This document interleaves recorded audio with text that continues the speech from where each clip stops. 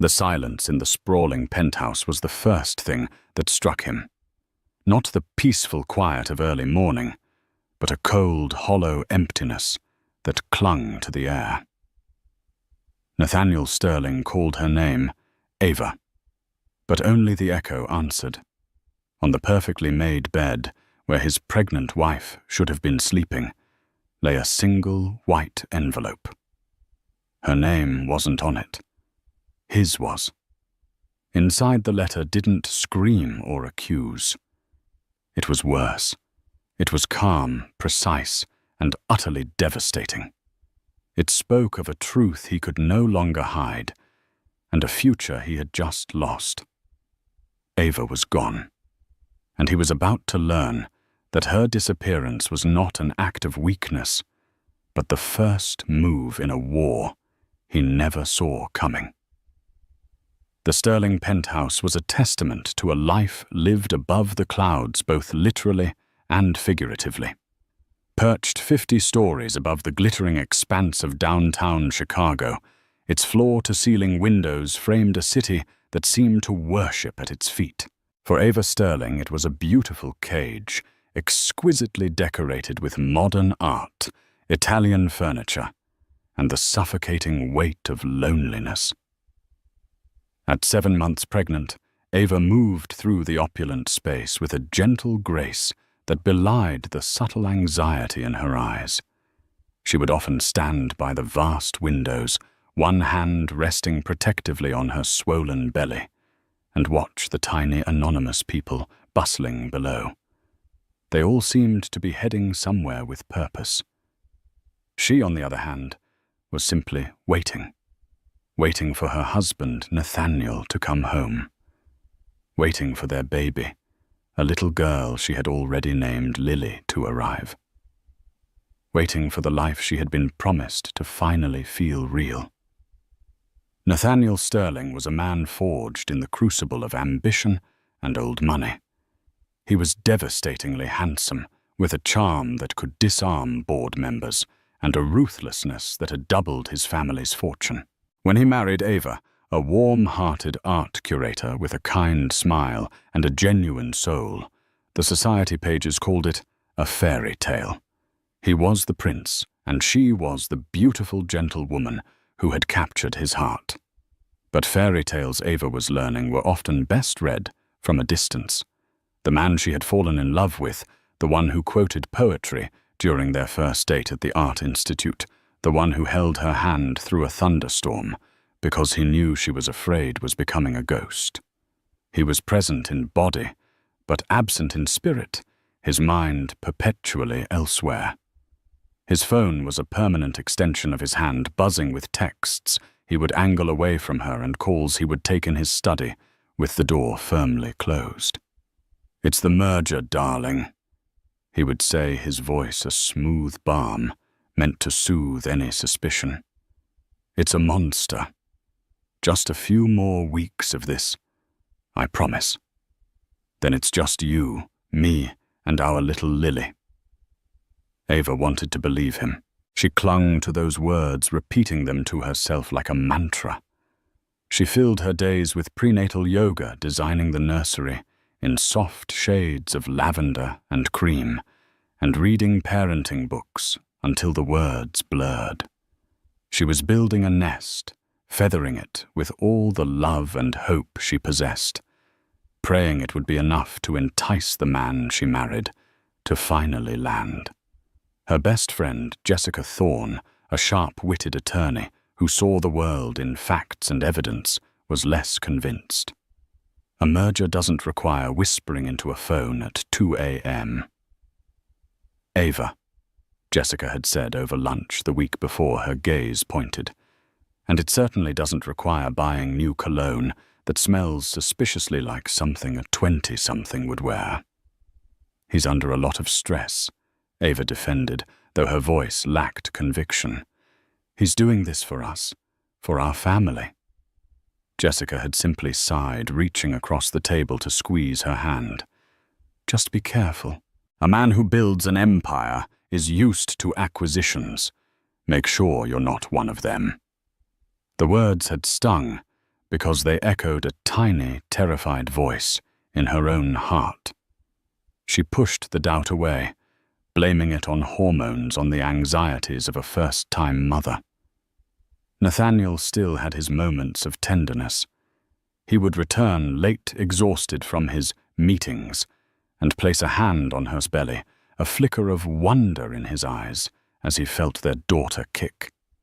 "My two girls," he'd murmur, his voice thick with what she desperately hoped was genuine emotion. In those moments, the cage felt like a sanctuary again. Tonight was their 3rd anniversary. Nathaniel had called that afternoon, his voice slick with apology. "Ava, my love, I am so sorry. The final negotiations just went into overdrive. I can't get away. I feel terrible." Disappointment, sharp and familiar, pierced her heart. "Oh, I was making your favorite, the ossobuco. Save it for me, darling. I'll be home as soon as I can break free. I'll make it up to you, I swear. We'll have a proper celebration this weekend, just the two of us." He sounded so sincere, so regretful. "Okay, Nate," she whispered. "Be safe." After hanging up, she stood in the silent kitchen, the rich aroma of the slowly braising veal filling the air. It was a meal meant for two, a celebration of their love. Now it was just a sad reminder of another broken promise. But as she leaned against the cool marble countertop, a spark of defiance ignited within her. She was tired of waiting. She was tired of being the passive, understanding wife. She remembered him mentioning the name of the restaurant where the negotiations were being held, Vivere, a sleek, exclusive Italian place downtown. A plan bold and uncharacteristic formed in her mind. She would pack up a slice of the anniversary dinner she'd made. She'd go to him. She wouldn't interrupt. Of course, just give the package to the maitre d' to pass along. It would be a small, romantic gesture. A way to feel connected to his world, to show him she was thinking of him, to remind him of the home he had waiting for him. With a renewed sense of purpose, she changed into a simple but elegant maternity dress, her hands trembling slightly as she applied a touch of makeup. She felt a powerful kick from within, as if Lily were cheering her on. "It's okay, little one," she whispered to her belly. "Mummy's just going to go see Daddy." She carefully packed a container with the tender ossobuco and a side of saffron risotto, a handwritten note tucked inside. "Couldn't let our anniversary pass without you tasting this. I love you. A." As the elevator descended, carrying her down from their isolated world in the sky, she felt a flutter of nervous excitement. She was breaking out of her cage, even if just for an hour. She was taking control. The city lights blurred past the windows of the cab, each one a tiny star in a galaxy she was finally rejoining. She had no idea she was racing toward a collision that would shatter that galaxy into 1,000,000 irreparable pieces. The entrance to Vivere was discreet, marked only by a polished brass plaque and a heavy mahogany door. It was the kind of place that thrived on exclusivity, where fortunes were discussed over plates of truffle pasta and secrets were whispered over glasses of vintage Barolo. As Ava stepped out of the cab, the cool night air did little to calm the frantic beating of her heart. She clutched the small insulated bag containing her peace offering, feeling a sudden wave of self-consciousness. Was this a foolish, desperate idea? She pushed the thought aside. This was a romantic gesture, not a pathetic one. She was a wife trying to connect with her overworked husband on their anniversary. There was no shame in that. The restaurant's interior was a symphony of dark wood, soft leather, and muted golden light. A wave of warmth and the low hum of conversation washed over her. The maitre d', a tall, impeccably dressed man with a practiced air of polite indifference, approached her. "Good evening, madame. Do you have a reservation?" "Oh no, I'm not staying," Ava said quickly, offering him a warm smile. "I'm here to drop something off for my husband, Nathaniel Sterling. He's in a business meeting here." The maitre d's expression flickered for a fraction of a second, a subtle shift from professional courtesy to something guarded. "Miss Sterling, you say?" "Yes, he's with the merger group." Ava's voice faltered slightly. She didn't even know the name of the company he was supposedly merging with. The realization sent a chill down her spine. "Of course. One moment." He glanced at a screen on his podium, his brow furrowing slightly. "Mr. Sterling is seated in one of our more private booths, toward the back. Could you possibly just give this to him for me?" she asked, holding up the bag. "It's a surprise for our anniversary." The man's eyes softened with what looked like genuine pity. It was a look that set every nerve in Ava's body on high alert. Perhaps it would be better if you gave it to him yourself, madam. This way." He gestured down a short, carpeted hallway away from the main dining room. A sense of dread, cold and heavy, began to pool in Ava's stomach. Why wouldn't he just take the bag? Why was he looking at her, like she was a lamb being led to slaughter? Her feet felt like lead as she followed him. He stopped short of a secluded alcove where a single booth was tucked away, offering its occupants an intimate view of the city skyline. He nodded toward the booth, and then with a quiet "excuse me," he retreated, leaving her standing alone in the hallway. From her vantage point, she could only see the back of Nathaniel's head. He was leaning forward, his posture animated and engaged in a way she hadn't seen in months. Across from him, a woman's hand adorned with a delicate diamond bracelet rested on the table. A cascade of platinum blonde hair caught the light. Ava's breath hitched. She took one hesitant step forward, peering around the partition. And then she saw her. The woman was Bianca Dubois, a supermodel whose face graced the covers of magazines that lay unread on their coffee table. She was impossibly beautiful, her features sharp and angelic. Her body poured into a shimmering silver dress that left little to the imagination. But it wasn't her beauty that made Ava's world tilt on its axis. It was the way she was looking at Nathaniel, a look of sultry, possessive intimacy. And it was the way Nathaniel was looking back at her. He was smiling. Not the tired, distracted smile he gave Ava, but a full, unguarded smile of pure delight. He reached across the table, his hand covering Bianca's. Their fingers intertwined. He leaned in and whispered something that made Bianca laugh, a tinkling sound that grated on Ava's ears like shattering glass. This wasn't a business meeting. This was a date. The air rushed from Ava's lungs. The small bag in her hand suddenly felt like it weighed 1,000 pounds. The anniversary dinner, the symbol of her love and effort, was now a pathetic joke. Every late night, every whispered phone call, every monster merger fell into place, forming a hideous mosaic of deceit.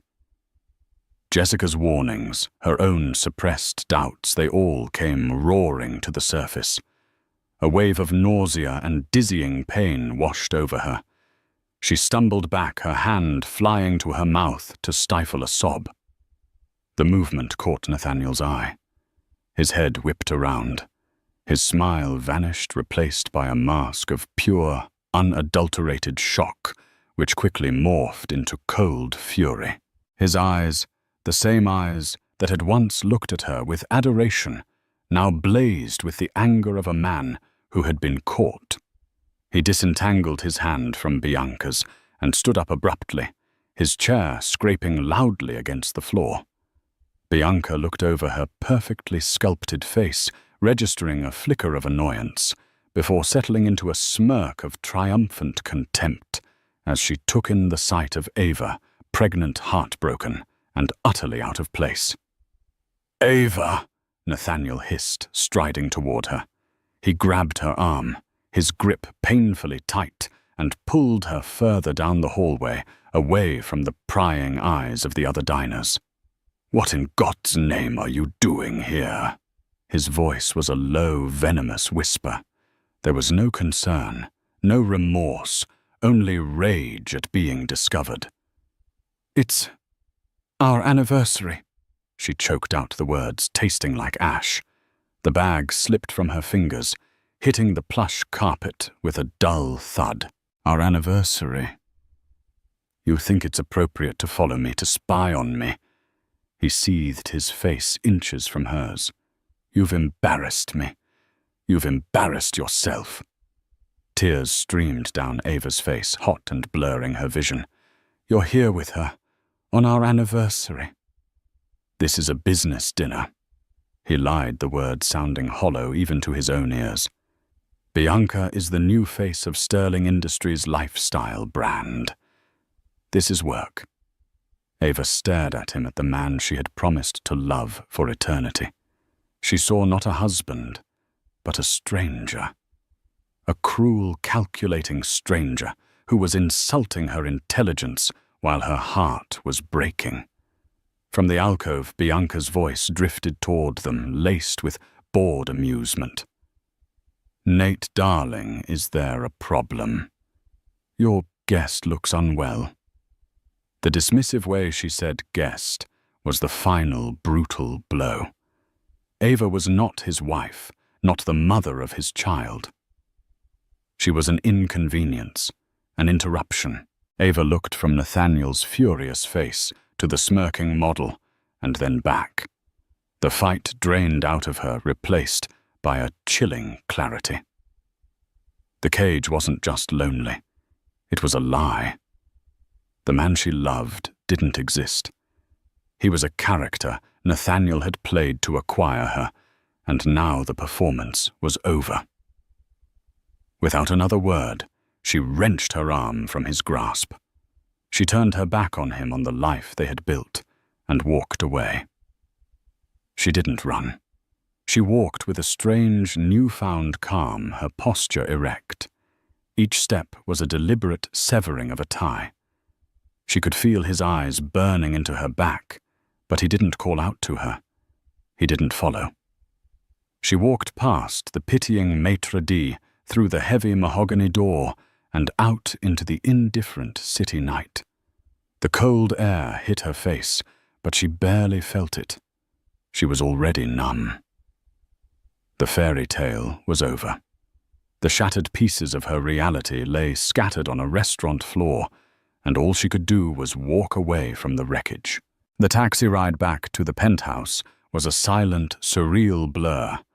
The city lights, once symbols of life and energy, now seemed to mock her, flashing past the window like a series of cruel, glittering sneers.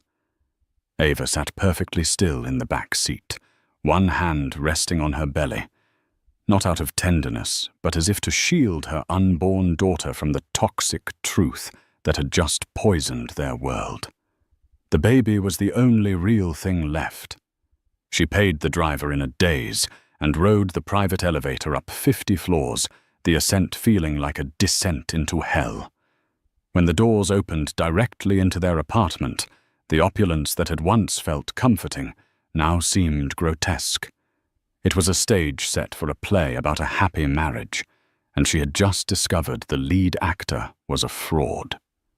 The scent of the osso buco she had lovingly prepared still hung in the air, a cloying reminder of her naivety.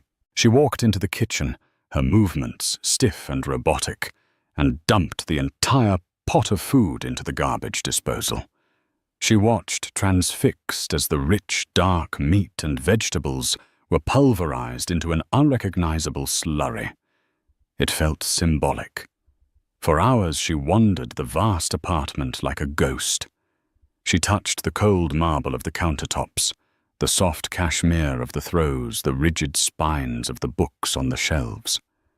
These were the props of her life, and they felt utterly alien to her. She drifted into the nursery, a sanctuary of lavender and cream that was now tainted.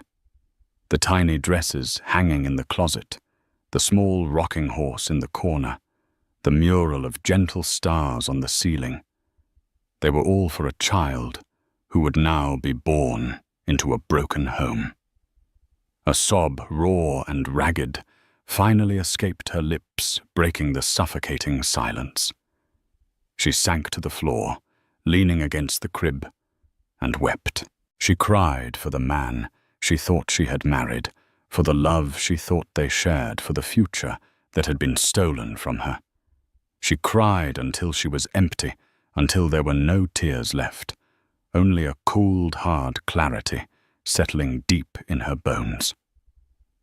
Nathaniel's betrayal wasn't just an affair. It was a fundamental disrespect for her, for their marriage, for their child. His rage at being caught was more telling than any apology could have been. He wasn't sorry for what he did. He was furious that she had seen him for who he truly was. She couldn't raise a child in this environment of lies and contempt. She couldn't let her daughter grow up thinking that this was what love looked like. A new emotion began to bloom in the desolate landscape of her heart. Not anger, but resolve. A steely, unshakable resolve. She would not be a victim. She would not be the poor, pregnant wife whispered about in society columns. She would not stay and fight a man who had no honor. She would disappear. The plan formed with a startling swiftness and precision she didn't know she possessed. It was as if the shock had burned away all her indecision, leaving only a core of pure protective instinct. She went to her private study, a small room Nathaniel had always dismissed as her hobby space. She opened a locked drawer in her desk, revealing a bank book for an account he didn't know existed. It was an inheritance from her grandmother, a fiercely independent woman who had once told her, "Always have your own garden, my dear, a place no one else can touch." Ava had kept the account, depositing small amounts from her freelance art consulting work over the years. It wasn't a fortune, but it was enough. It was her garden. She packed one small, nondescript suitcase, not with designer clothes from her current life, but with practical things, comfortable shoes, simple dresses, the worn copy of Pride and Prejudice her mother had given her. She took only one framed photo, a sonogram picture of Lily. She packed her prenatal vitamins and a small folder containing her essential documents. Everything else, the couture gowns, the glittering jewelry, the empty trappings of being Mrs. Sterling, she left behind. They were parts of a costume she would never wear again. Finally, she sat at the grand mahogany desk in Nathaniel's study. She took out a single sheet of his heavy, monogrammed stationery. Her hand did not shake as she wrote. She poured none of her heartbreak onto the page. There would be no accusations, no pleas, no long, tear-stained explanations. He didn't deserve her pain. She wrote only 3 short sentences. Nathaniel, you once told me you could never live in a world without trust. I see now that you were only ever talking about your own. I am going to find a world where my daughter can breathe truth. She didn't sign it with love. She didn't sign it at all. She walked into their master bedroom. The king-sized bed, with its 1,000 thread-count sheets, looked vast and empty. She placed the folded letter squarely in the center of his pillow. It was a stark, white surrender flag in a war he hadn't even known she was fighting. With a final look around the penthouse that was no longer her home, Ava Sterling walked to the service elevator, her small suitcase in hand. She rode it down to the ground floor, emerging not into the grand doorman-attended lobby, but into a quiet back alley. She slipped into the pre-dawn darkness of the city, melting into the shadows like a phantom leaving behind a life that had been nothing more than a beautiful gilded lie. Hours later, Nathaniel returned. He was still fuming, replaying the disastrous scene at the restaurant. Bianca had been furious, accusing him of being sloppy. He'd spent the last few hours placating her with promises of a trip to Paris and a new diamond necklace. He entered the penthouse, expecting a confrontation, ready to unleash a torrent of blame and gaslighting on Ava for her hysterical behavior. But the apartment was silent. "Ava," he called out, a thread of irritation in his voice. "We need to talk." Silence. He strode into their bedroom, his speech already prepared. But he stopped dead in the doorway. The bed was empty, perfectly made. And on his pillow, that solitary white envelope waited. He picked it up, a knot of unease tightening in his stomach. He read the 3 sentences. He read them again. The words were calm, devoid of the emotion he had expected. It was their very coldness that chilled him to the bone. This wasn't the writing of a distraught wife who would be crying at her mother's house. This was something else, something final. He checked the closets. Her clothes were all there. Her jewelry box was untouched, but her passport was gone from the safe, and the small suitcase she'd had since before they were married was missing. A frantic search of the apartment revealed nothing else out of place. It was as if she had simply evaporated. He stood in the middle of the living room as the sun began to rise, bathing the penthouse in a pale, ethereal light. The letter was still clutched in his hand. Annoyance was slowly giving way to a strange, unfamiliar feeling. It wasn't guilt. Not yet. It was dread. The chilling realization that he had underestimated the quiet, gentle woman he called his wife. He had broken her heart, and in response she had simply vanished. For the first 48 hours, Nathaniel's primary emotion was a simmering, arrogant rage. Ava's disappearance was in his mind, a childish, theatrical stunt designed to punish him. He imagined her holed up at Jessica's apartment, weeping and expecting him to come crawling with apologies and a ridiculously expensive piece of jewelry. He resolved to let her stew, let her realize how foolish she was being. He needed to control the narrative, and the first step was to project an aura of calm indifference. He went to the office, chaired his meetings with his usual sharp authority, and even joked with his senior partners. When his secretary asked if Mrs. Sterling was feeling well, as she hadn't called to confirm their dinner reservations. Nathaniel waved a dismissive hand. "She's decided to visit her sister in Oregon for a few days. A last-minute trip before the baby comes. You know how she is." The lie came easily, but it felt thin even to him. Ava hadn't spoken to her sister in over a year after a petty argument. It was a clumsy patch on a rapidly fraying reality. At night, the penthouse's silence grew louder, more accusatory. He'd walk past the nursery, and the lavender and cream perfection of the room felt like a judgment. He'd see her favorite mug by the coffee machine and feel a strange pang of something. It wasn't loss, not yet. It was disruption. His well-ordered life had been disrupted. He called her phone, but it went straight to voicemail after a single ring. It was turned off. He sent a series of texts, each one escalating in tone. "Ava, this little game is absurd. Come home. I know you're with Jessica. Tell her to stop feeding you this feminist nonsense. We are married and we will solve this." "Fine. Have it your way. But you're being incredibly selfish. Think about the baby." No response. On the 3rd day, a crack appeared in his composure. One of the city's most voracious gossip columnists, a woman named Diana Vane called his office. "Nathaniel, darling," she cooed, her voice dripping with faux concern.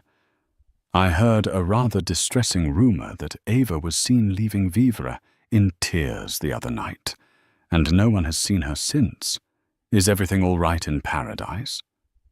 Nathaniel's blood ran cold. "Diana, you know how rumors are. Ava is perfectly fine. She's on a short trip." "Oh, how lovely.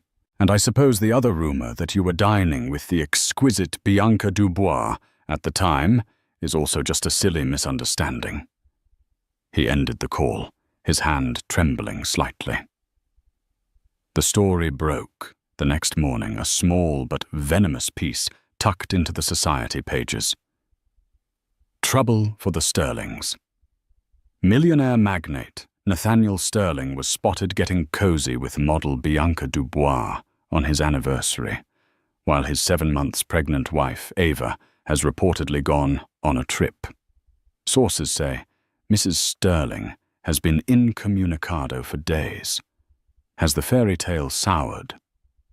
The article was like a lit match tossed into a room full of gasoline. The calls started immediately. His mother, a formidable matriarch concerned only with the family's public image, was apoplectic. "Nathaniel, what is the meaning of this, a missing pregnant wife, a model? Have you lost your mind? Find your wife and fix this before it tarnishes the Sterling name." His business partners were more subdued but equally concerned. The merger was in its final delicate stages, the optics of the CEO being embroiled in a sordid domestic scandal were catastrophic. "This needs to go away, Nate," his senior partner warned, his voice grim. "Clean it up." Panic, cold and sharp, finally pierced through Nathaniel's arrogance. This was no longer a marital spat. It was a crisis. He drove to Jessica Thorne's law firm, storming past her receptionist and barging into her office. Jessica was sitting behind her desk, looking coolly composed. She didn't seem surprised to see him. "Where is she?" he demanded, his voice raw. "I assume you're referring to your wife?" Jessica replied, her tone glacial. "She didn't invite him to sit. The one you publicly humiliated. This is between me and Ava. You have no right to hide her from me." Jessica leaned forward, her eyes narrowing. "Let me be very clear, Nathaniel. I haven't seen or spoken to Ava since before your anniversary. But if I did know where she was, I wouldn't tell you. A man who can't be trusted with his wife's heart certainly can't be trusted with her location. Now get out of my office before I have you removed for trespassing." Her denial was so absolute, so convincing, that it genuinely terrified him. If Ava wasn't with Jessica, then where on earth was she? The situation spiraled. The media frenzy grew. News vans were now parked outside his office building and their penthouse. The story had evolved the vanishing of Ava Sterling. His face alongside a glowing photo of a pregnant Ava and a sultry shot of Bianca was plastered everywhere. Bianca, far from being a comfort, became a nightmare. She called him incessantly, her voice a shrill mix of panic and accusation. "My agent just dropped me. They said the scandalous homewrecker image isn't good for my brand. You told me she was nobody, Nate. You told me you had it under control. I'm handling it." He snapped back, his patience worn to a thread. "Handling it. The whole world thinks I'm a monster who drove a poor pregnant woman to run away. You need to fix this. Hold a press conference. Tell them we're in love and she was unstable." Her self-absorbed narcissism was suddenly repellent. The glamour and excitement she represented had curdled into something cheap and desperate. He saw her for what she was, another acquisition, and one that was rapidly losing its value. A week after Ava left, Nathaniel sat alone in the dark penthouse, the city lights twinkling indifferently outside. His empire was shaking, his reputation was in tatters, and his mistress was a liability.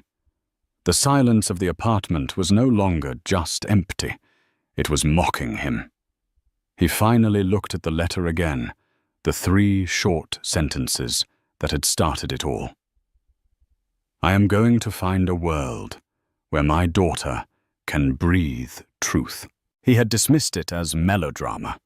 Now it sounded like a declaration of war. He had not just lost a wife, he had created an enemy. And for the first time in his gilded, privileged life, Nathaniel Sterling was truly deeply afraid. He was out of his depth. His usual tools of power, money, and intimidation were useless. He needed to find her not just to save his company, but because a terrifying void had opened up in his life where she used to be. He had to find her, and for that he needed someone who could operate in the shadows he had so carelessly created. With his world crumbling, and the police now asking pointed questions about domestic disturbances, a line of inquiry that made his blood run cold, Nathaniel knew he needed an expert. He didn't need a bulldog lawyer or a slick PR agent. He needed a ghost. He needed someone who could navigate the unseen world of secrets and disappearances, someone who operated with discretion and ruthless efficiency. His search led him to a name spoken only in hushed tones in the city's most powerful circles, Mr. Peterson. He wasn't a private investigator in the traditional sense. He was a problem solver, a former intelligence agent who now offered his considerable skills to the highest bidder. His office was a small, unassuming suite in a historic but unremarkable building, a deliberate choice to project anonymity over opulence. Mr. Peterson was a man in his late 50s with graying hair, impeccably tailored but simple suits, and eyes that seemed to miss nothing.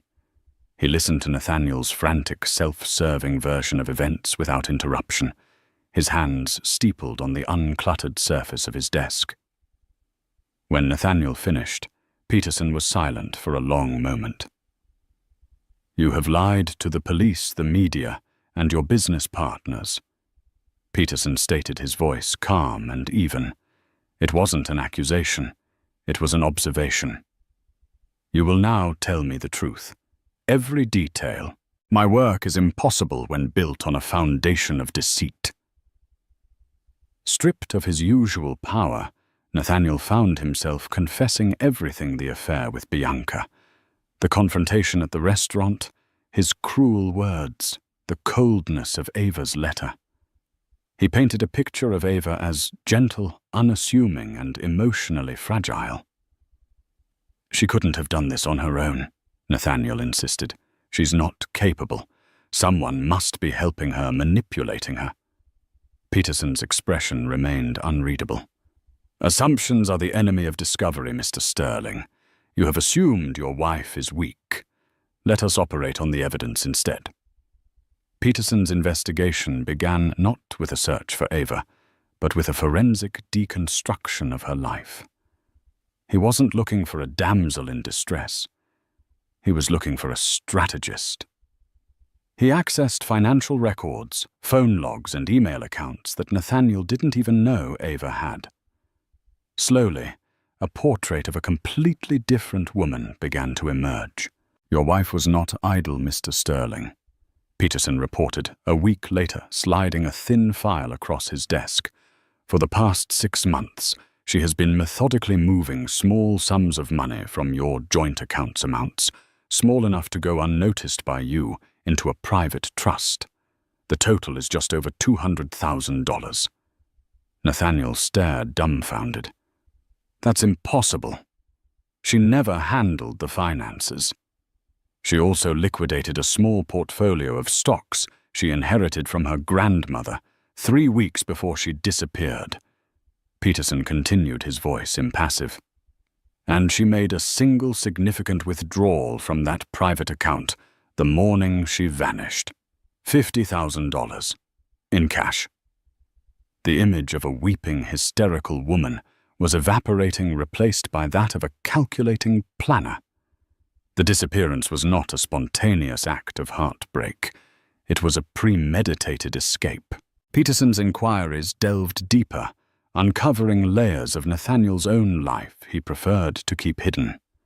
The investigator found evidence of other indiscretions, a pattern of behavior with women that bordered on predatory. More alarmingly, he flagged several of Nathaniel's recent business dealings. "This merger you're so concerned about," Peterson said, his gaze sharp. "The one with Omnicorp. My sources tell me there are irregularities, whispers of shell corporations' inflated asset valuations, things the SEC would find very interesting." "Those are baseless rumors." Nathaniel snapped, a fresh wave of panic rising in his throat. "Perhaps," Peterson conceded, "but what is interesting is your wife's search history on her personal laptop, which you overlooked in your study. In the weeks leading up to her departure, she wasn't just searching for nursery furniture. She was searching for forensic accounting, whistleblower protection, and the names of several prominent white-collar crime attorneys, including notably Jessica Thorne, who specializes in that very field." The room seemed to shrink around Nathaniel. He felt a profound, sickening chill. Ava's departure wasn't just about the affair. That was merely the catalyst. She had been digging. She had found something far more dangerous to him than a jilted lover. The affair didn't just break her heart. It confirmed that the man she was married to was rotten to the core, and it gave her the final push she needed to act. She wouldn't," Nathaniel stammered the words hollow. "She wouldn't understand any of that." "Again, Mr. Sterling, you underestimate her," Peterson said coolly. "Your wife has a master's degree in art history, with a focus on provenance. Her entire academic career was about tracing the history of objects, uncovering forgeries, and following a paper trail. You seem to have mistaken a quiet nature for a simple mind." The investigator's final discovery was the most direct. He had traced a single phone call Ava made on a disposable burner phone she had purchased the day she disappeared. The call lasted 15 minutes and pinged a cell tower in a remote rural part of Wisconsin, but the number she called was not for a friend or family member. It was the front desk of a small private airfield. "She chartered a flight," Peterson concluded, closing the file. "A single-engine plane paid for in cash. No flight plan was filed with the FAA, which is legal for this type of aircraft. The pilot is a discreet professional who specializes in off-the-grid transportation for wealthy clients seeking privacy. He dropped her off at a similar private airstrip outside of Aspen, Colorado. From there, the trail goes cold." Aspen, a playground for the rich, but also a gateway to vast, isolated mountain communities where a person could easily disappear if they had the resources and the will. Nathaniel slumped in his chair, utterly defeated. Every move he made had been anticipated. Every assumption he held had been wrong. He had been playing checkers, while Ava was playing a masterful game of chess. Her letter suddenly made terrifying sense. She wasn't just leaving him. She was running from him, protecting her child from a man she now saw as a criminal. And she had taken something with her knowledge that could not only end their marriage, but could also send him to prison. The search for his missing wife had become a desperate race to find a woman who held the power to destroy him completely. And she was, by all accounts, 2 steps ahead. The air in the small mountain town of Havenwood, Colorado, was thin, crisp, and clean. It smelled of pine and damp earth, a scent so fundamentally different from the exhaust-choked air of Chicago that it felt like it belonged to another planet. For the woman now known as Amelia Grace, it was the smell of freedom. Ava, or Amelia as she now called herself, had found Havenwood through a network Jessica had meticulously arranged. It was a town nestled deep in the Rockies, a place for people who didn't want to be found. Here she wasn't the vanished wife of a millionaire. She was a quiet, pregnant widow who had moved west to escape painful memories and start anew. The townspeople, rugged and self-reliant, respected privacy. They offered quiet smiles and nods, but asked no prying questions. Her new home was a small rustic cabin set on a few acres of land, with a stream gurgling nearby, and a breathtaking view of the snow-capped peaks. It was a world away from the sterile, glass-walled penthouse. Here the floors were made of warm, knotted wood, the furniture was comfortable and worn, and the silence was peaceful, not oppressive. The first few weeks were a blur of settling in and decompressing from the trauma of her escape. There were nights she woke up screaming the image of Nathaniel's furious face, and Bianca's mocking smirk burned into her memory. But with each sunrise that painted the mountains in hues of pink and gold, the ghosts of her past life began to fade. She had not done this alone. Jessica Thorne had been her silent partner, her lifeline. Weeks before the confrontation, when Ava's suspicions about Nathaniel's business dealings had solidified into terrifying certainty, she had reached out to her old friend. "I think he's a criminal, Jess." Ava had confessed, her voice trembling over a secure, encrypted line. "And I think I'm in danger. Not physically, but my whole life is built on a lie. If I confront him, he'll crush me." Jessica, ever the strategist, had immediately switched into action mode. "Then we don't confront. We escape. We gather evidence, we create a new identity, and we build you a fortress. When the time is right, you won't be confronting him. You'll be dismantling him." Together they had planned every detail.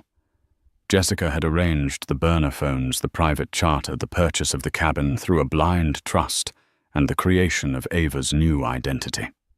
Ava's role had been to play the part of the unsuspecting wife while quietly downloading damning files from Nathaniel's home server files, detailing offshore accounts, fraudulent invoices and communications that clearly outlined his intent to defraud his new business partners. She had copied them onto a small encrypted hard drive that was now stored in a safety deposit box in a bank in a neighboring town. Now, in the safety of Havenwood, Ava focused on the one thing that truly mattered: her baby. She spent her days walking along the mountain trails, breathing in the clean air and talking to the little life growing inside her. She read poetry aloud, her voice soft in the quiet of the woods. She rediscovered her love for art, not as a curator of other people's work, but as a creator. She bought a set of watercolors and began to paint the stunning landscapes around her, the vibrant colors a balm to her bruised soul. 2 months after her arrival, she went into labor. Her midwife, a calm, sturdy woman named Mary, was by her side.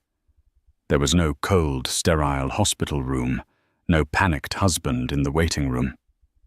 The birth took place in her cabin, in front of a crackling fire, as a gentle snow began to fall outside. After hours of intense labor, she held her daughter in her arms. The baby was perfect, with a tuft of dark hair and eyes that seemed to hold all the wisdom of the mountains. Ava wept, but this time her tears were not of sorrow, but of overwhelming, fierce, and unconditional love. She named her Hope, not Lily. Lily was the name chosen by a woman living in a cage. Hope was the name chosen by a woman who had broken free.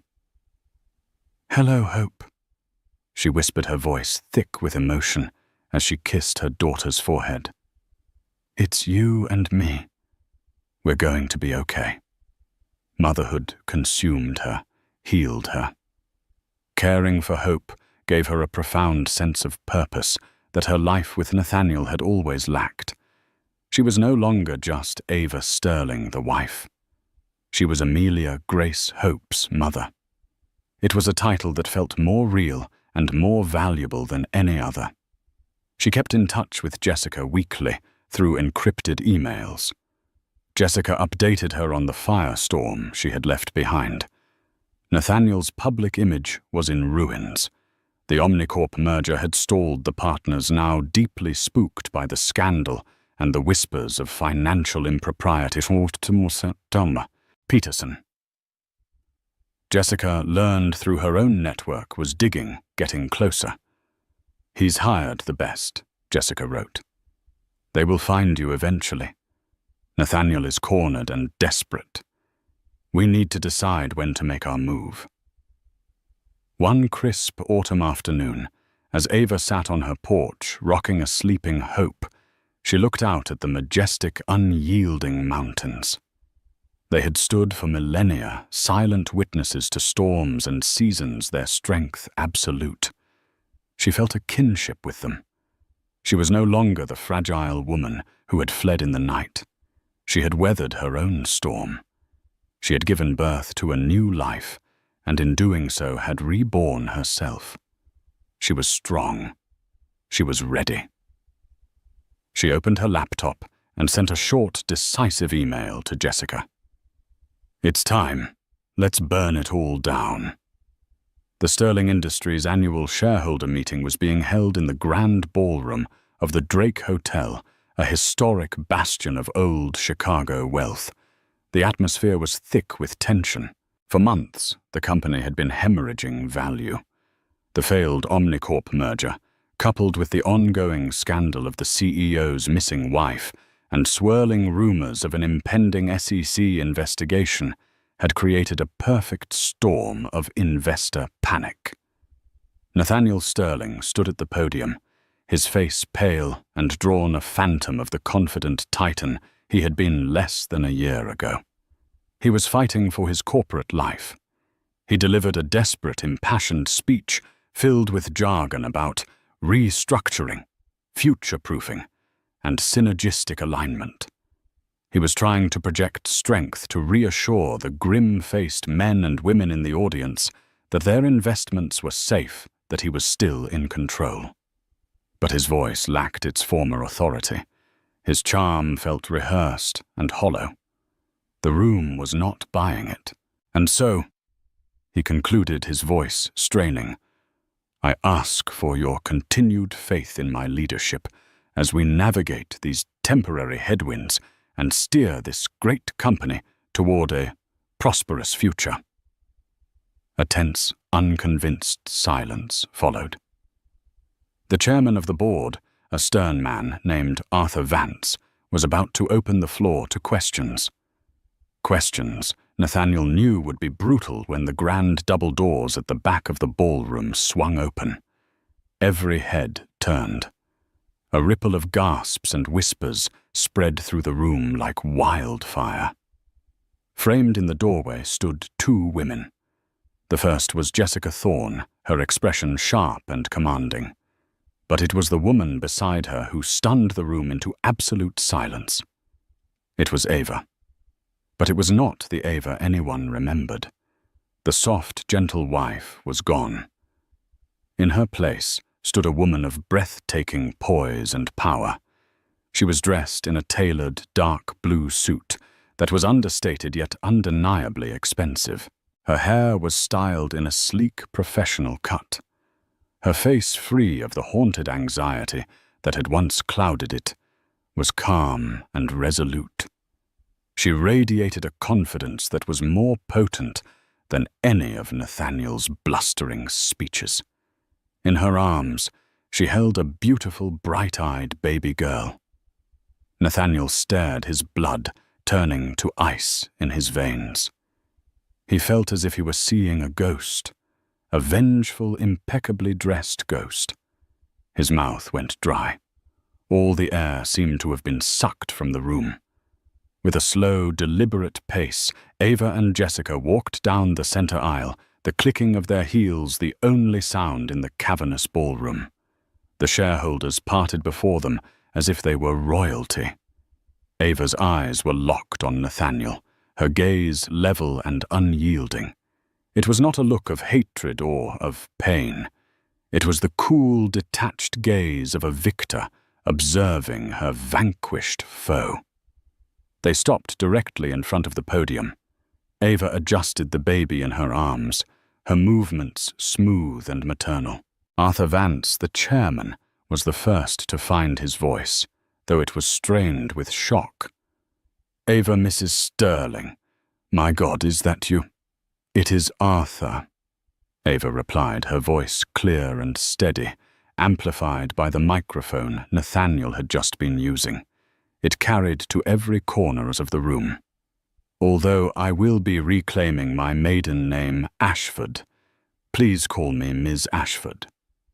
Nathaniel finally found his voice, a choked, desperate rasp. "Ava, where have you been? I've been worried sick. I hired people. I've been searching everywhere for you." Ava gave a small, humorless smile. "Yes, I know. Mr. Peterson is very good at his job. But I wasn't lost, Nathaniel. I was preparing." She turned her attention from her stunned husband to the board and the assembled shareholders.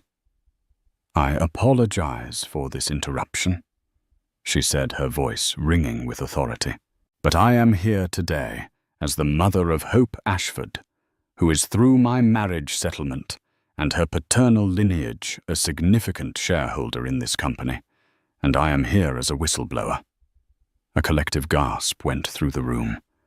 The word whistleblower was like a death knell. Jessica Thorne stepped forward, opening a leather briefcase. "My client, Ms. Ashford, has irrefutable evidence that Mr. Sterling has for the past 2 years been engaged in a systematic scheme to defraud this company and its shareholders." She began distributing slim, neatly bound dossiers to the shocked board members. "In seat you will find documentation of illegal wire transfers to unaudited offshore accounts, falsified invoices used to inflate company earnings prior to the Omnicorp merger attempt, and internal communications proving Mr. Sterling's intent to embezzle funds. The total amount is in excess of $50 million. Panic erupted. Shouts of disbelief and anger filled the ballroom. Nathaniel was ashen, staggering back from the podium, as if he'd been physically struck. "Lies," he croaked, his voice barely a whisper. This is